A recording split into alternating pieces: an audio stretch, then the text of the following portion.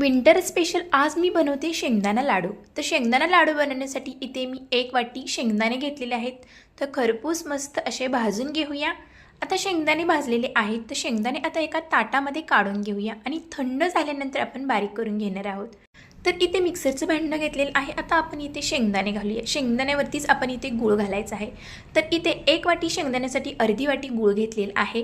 तर आता आपण हे पल्स मोडवरती आपल्याला फिरवून घ्यायचं आहे। जास्त बारीक करू नका, असं अर्धवट आपल्याला बारीक करायचं आहे, जेणेकरून गूळही बारीक झाला पाहिजे आणि शेंगदाणे अर्धवट बारीक झाले पाहिजेत। अशा पद्धतीने इथे मी रवाळ असं हे बारीक करून घेतलेलं आहे। आता आपण मिक्स करून घेऊया आणि इथे बघू शकता तुम्ही लाडू वळता येतोय। तर आता आपण याचे लाडू बांधून घेऊया। तर आता थंडीचे दिवस सुरू आहेतच। थंडीच्या दिवसामध्ये हे लहान मुलांना तर अतिशय पौष्टिक हे लाडू आहेत। तर थंडीच्या दिवसामध्ये हे नक्की ट्राय करा। गूळ आणि शेंगदाणे आपल्या आरोग्यासाठी चांगले असतात।